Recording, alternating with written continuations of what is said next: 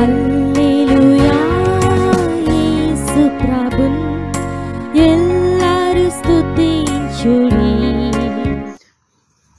Praise the Lord. దేవునికి స్తోత్రము కలుగును గాక.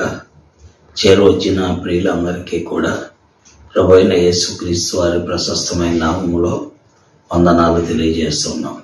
దైవ గ్రంథం బైబిల్ నుండి సామెతల గ్రంథం 15వ అధ్యాయము 16వ వచనాన్ని చదువుతున్నాను.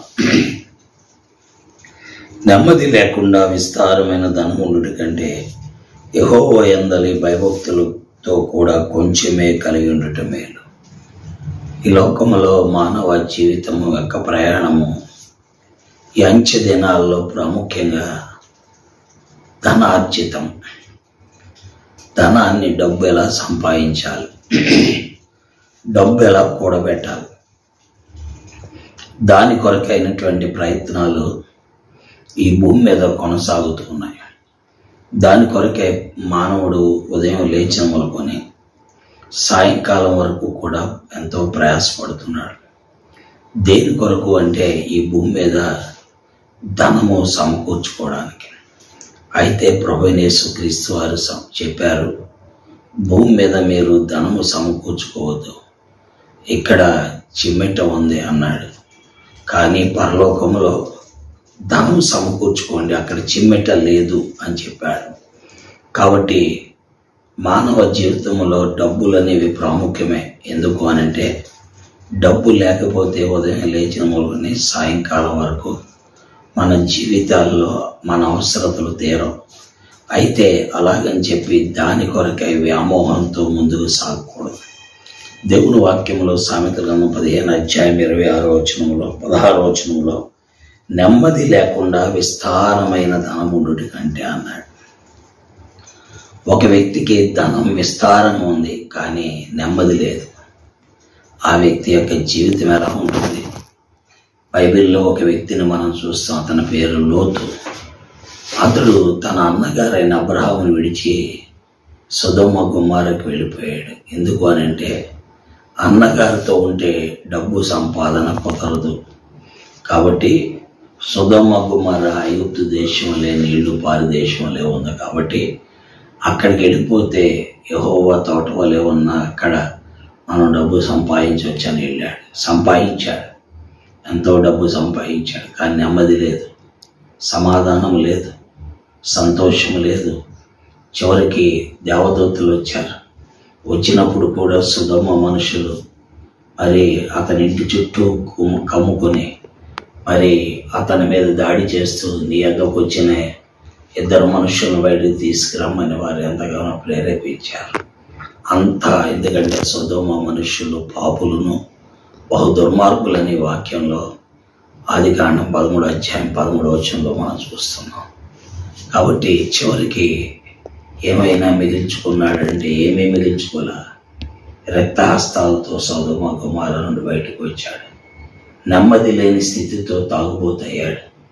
ఆ త్రాగుబోతనంతో చివరికి తన కుమార్తెలతోనే పాపం చేసినట్టుగా వాక్యంలో రాయబడింది. కాబట్టి ప్రియులారా, నెమ్మది లేకుండా విస్తారమైన ధనం ఉండుట కంటే యెహోవా యందు భయభక్తులు కలిగి కొంచెమే కలిగి ఉండుట ఎంతో మేలు అని వాక్యంలో చూస్తున్నాం. యెహోవా యందలి భయభక్తులతో మరి కొంచెమే కలిగి ఉంటే మేలు. ఎందుకంటే ఈనాడు కొద్దిగా ఉన్న దేవుడు దాన్ని ఆస్వాదిస్తాడు, దాన్ని ఆయన విడిచిపెట్టాడు. ఎందుకంటే ఆయన చేతిలో 5 రొట్టెలు 2 చేపలు 50,000 మందికి ఆహారంగా మారాయి. కాబట్టి దైవికమైన జీవితం ప్రాముఖ్యమైనది, దేవుని అందరూ భయభక్తులు ప్రాముఖ్యమైనవి. అది లేకుండా దేని కొరకు ప్రాకులాడి చివరికి నష్టపోయే కంటే, నెమ్మది లేకుండా ఉండే కంటే ప్రభువునందు విశ్వాసం ఉంచి ఆయన వైపు తిరిగితే మనకెంతో మేలు. దేవుడు మనకున్న కొంచాన్ని విస్తారంగా ఆశీర్వదిస్తాడు. ఒక ఆమె జీవితంలో మనం చూస్తున్నాం. పట్టెడు పిండి బుడ్డిలో కొద్దిగా నూనె 3.5 సంవత్సరాలు పోషించబడింది. కారణం దేవుని అందరి భయభక్తులే. కాబట్టి విస్తారమైనటువంటి సంగతులు మనకు ఉండే కంటే ప్రభువునందు భయభక్తులతో ప్రభువుని వెంబడించడం అనేది మనకి ఎంతో మేలు. ఆలోచించండి.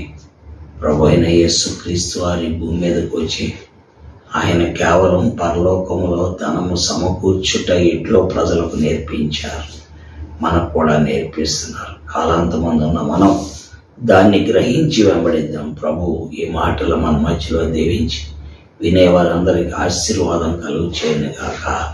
ఆమేన్. ప్రార్థిస్తాం. ప్రేమ కలిగిన తండ్రి, పరిశుద్ధుడైన మా దేవ, నీ ఘనమైన ఉన్నతమైన నామం కొరకే మీకు వందనాలు. మేము నీ సామెతలు 15:16 నెమ్మది లేకుండా విస్తారమైన ధనమునుడి కంటే యెహోవా యందలి భయభక్తులతో కూడా కొంచెమే కలిగి ఉండటం మేలని రాయబడిన మాట ఎంతో విలువైనది తండ్రి. ఈ లోకంలో మీరు దేన్నైతే వద్దన్నారో మానవ జీవితం దాని కొరకే పరుగులెడుతుంది. అయితే అవసరతల కొరకు మాకు డబ్బులు అవసరమే. మాకు ఎంత కావాలో అంతే మేము ఉంచుకుంటే చాలు.